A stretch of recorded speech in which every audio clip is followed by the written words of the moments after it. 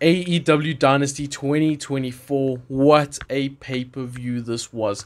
Banger matches from top to bottom. We knew this was going to be a banger pay-per-view. We saw the card. We knew this was going to be absolutely stacked. And it lived up to its expectations. The opening match, we had Pac taking on Kazuchika Okada in his very first AEW pay-per-view as an official member of the roster.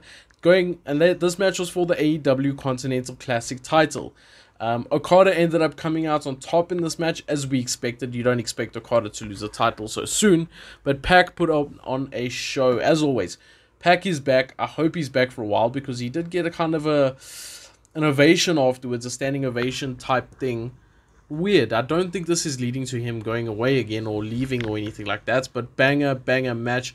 Pac is world class. Okada is world class, and there was a couple moments in this match that were really scary, like that DDT on the outside with Okada DDTing Pac into the ground. It looked like Pac really hurt himself there. There was a couple moments where it was like, geez, these guys are really going at it. Typical Okada match, starts off slow, builds to an excellent finish. Okada with the Rainmaker gets the dub. Fantastic opening match. We then had the House of Black take on the Babyface team of Adam Copeland, Eddie Kingston, and Mark Briscoe. Now, all three are champions on the Babyface side. Are they? Yes, all three are champions on the Babyface side.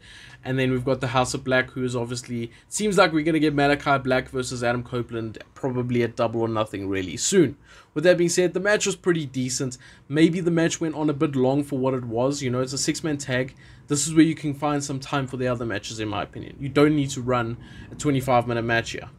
For me, Mark Briscoe was easily the star of this match. He really showed out, even at that spot with the chair, like a Sabu type spot where he jumped off the chair. Really cool. Eddie Kingston was kind of a nothing in this match. He came in, he did his chops. Eddie Kingston didn't fit this match, man. He really didn't fit this match. Adam Copeland ended up getting pinned by Malachi Black after Malachi did the mist in his face, hit him with his finisher. I don't know what they call it anymore. It used to be called Black Mass, I think. Is it still called that? Anyway, hit him with that. 1, 2, 3. Adam Copeland takes the pin. Not sure on that booking decision. I feel like you could have done it another way.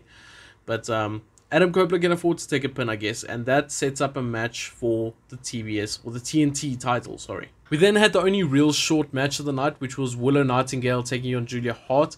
There were rumors that Julia Hart was injured prior to this match, so that's probably the reason for this match being so short. Willow ends up getting the win. Big power bomb. Big moment for Willow. I'm happy for Willow. Ever since she came into AEW, in fact, I saw in ROH before she was in AEW, I said, this is your babyface star. This is your babyface star, and I still mean it. I think she's got such babyface charisma, people love her. You cannot hate Willow. So push her to the moon with that babyface charisma that she has, and that seems to be what they're doing. Although she's probably going to lose the title at Double or Nothing, because out came Mercedes Moné to confront her. A little bit of a stare down. That sets up the match coming up. We then had Kyle O'Reilly taking on Roderick Strong, two former tag team partners, two former tag team champions together, now going off one-on-one against each other. And this is what you kind of expect from this match. We had Roderick Strong coming in with the backbreakers galore. I don't know how many backbreakers this guy landed, but it was backbreaker after backbreaker after backbreaker. Obviously different variations. And then we obviously had Kyle O'Reilly locking in the submissions here and there. That MMA style that he has. It's good to see Kyle O'Reilly back in a ring, back on a pay-per-view. I think he was going to get a nice push before he got injured. So it's good to see this. Decent match. I think it maybe lacked something. Maybe it lacked a bit more story. There is story in the nuance, but not story as in what we've seen in recent weeks, if that makes sense. Maybe it lacked a bit of that. Maybe Kyle O'Reilly needed to be built up a bit more first before having this match, rather than just throwing straight into this match. But good match nonetheless. Nothing wrong with the work they did. Maybe it just lacked a bit of something, a bit of substance behind it. But after the match, we saw Adam Cole come out, and he no longer needs the wheelchair. He's out there walking to the ring, all happy. So hopefully we see him soon, at least more regularly on TV, so they can actually start building this terrible faction up. We then had Chris Jericho and Hook for the FTW title. So that means anything goes, falls count anywhere. You know the rules for this FTW title match. And Jericho actually beat Hook, which is quite surprising. I didn't think Hook would lose so early on, but I guess it kind of makes sense. It enhances the story, prolongs the story probably till Double or Nothing, if not further. But the match started off a bit sloppy. I think they were trying to do too much too quickly.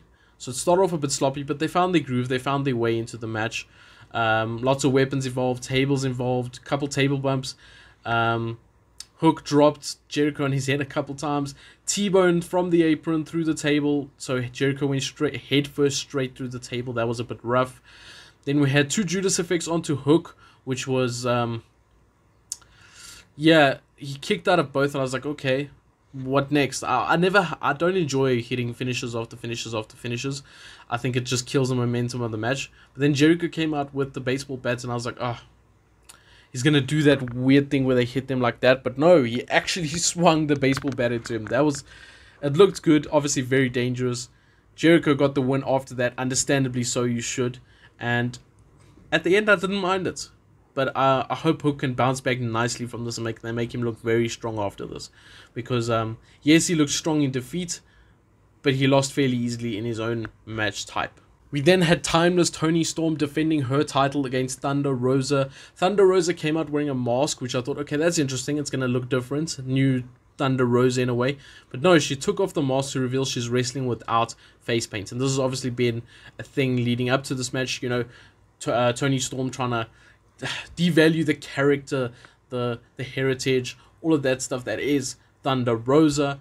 And very, very good match. I enjoyed this match. Very good women's match. Made up for the short match earlier on in the night. As I thought it would. I thought these two would go longer for sure. They're definitely the more experienced wrestlers. Definitely the better wrestlers. And they showed it. They showed what a good women's match looks like. And they had a good women's match.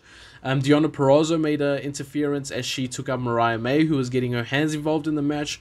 That's going to continue on that story, which I like. We're going to get a Fatal 4-Way at some point. I can see it. Anyway, Toni Storm ends up hitting a low blow on Thunder Rosa. Not going to comment on that. Then lands her pile driver and gets the win on Thunder Rosa. I would have liked Thunder Rosa.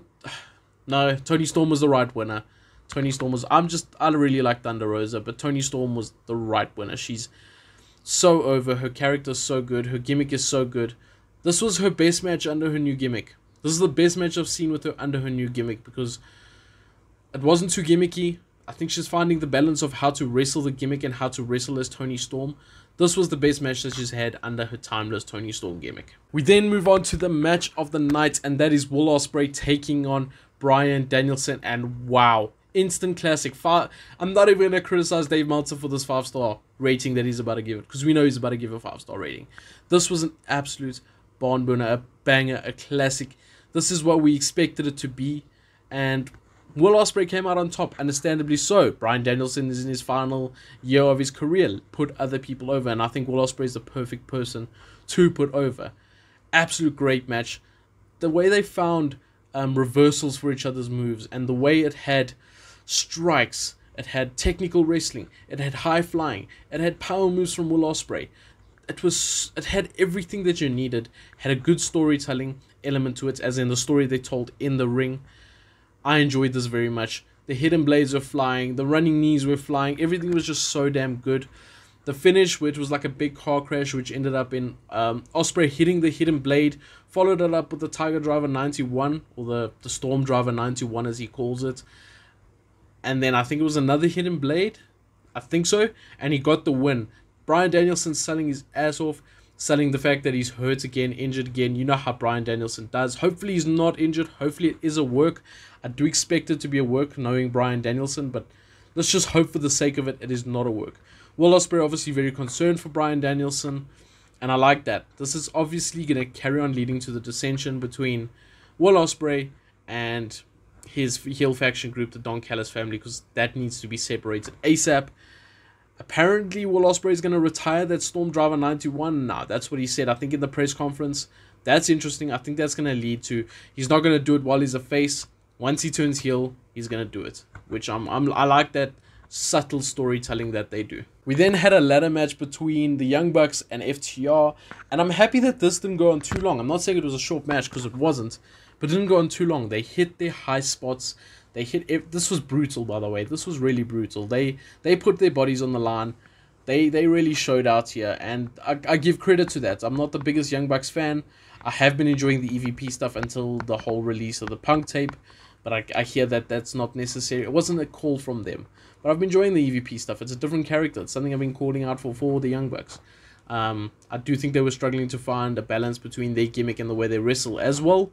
But this ladder match obviously exposed themselves to their old wrestling style, which is perfectly fine for this type of match. FTR putting their bodies on the line as per usual. Dax just flying through a table after he tried to do a spear, taking out one of the Young Bucks. Flying through, a suicide dive, not really a spear, sorry. Absolutely crazy stuff. And then we see, this was a little bit of a botch, slight timing issue, where Dax was about to grab the title, and you can see he's waiting for someone or something, and then out comes a masked man, and we find, he pushes off Dax. The Young Bucks grab the title. We found out Jack Perry is back. A little bit soon. I thought they were going to hold out onto this, but Jack Perry is back. I'm assuming he's going to be a part of the Elites because they've been giving each other compliments and being, So I really like this match. I think it's been really cool. I think it was really cool, sorry. I enjoyed it. Quick, high spots, to the point, different from anything else in the night. That's the thing. It wasn't the same thing as what everyone else was doing. So great stuff.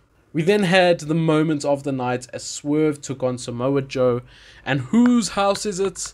Swerve's house. Swerve Strickland is your new AEW World Champion. The first ever African-American wrestler to win the AEW World title. And he deserves it, man. He's so over. He's been working his ass off. His matches have been excellent. His character development has been great. Samoa Joe was a great champion while he had it. A little bit of a transitional champion. We knew that was going to happen with MJF's injury. But Swerve is that guy, and this is Swerve's time. Great match as well. Swerve winning with the Swerve Stomp off the top rope. Swerve showing what he can do with the 450s. It's just a great match. Swerve had an awesome entrance in the beginning as well. That told me Swerve's winning. When he came with that whole Black Panther theme, it just made total sense with him being the first African-American wrestler, first black wrestler to win the AEW World title. Awesome stuff. Great match. Great moment. Swerve's house. Swerve is here, guys. Swerve's time is here. It feels almost like a new era in a way. I know we've been saying a lot of that when it comes to pro wrestling, but it just feels different, It feels like the old AEW where you got this new face and he's shining and he's showing what he can do. That's kind of what this moment feels like in a way. But let's see if it lives up to that. The pay-per-view itself, I enjoyed it. It was great fun. Great pay-per-view. Great matches. Nothing really disappointed to the point where you're like, really? Things were maybe a bit predictable to a certain extent. That might have been somewhat of an issue, but that seems to be a common trend with AEW. But still, great show, great pay-per-view, great stuff. Let's see what happens this week on Dynamite. See you guys there.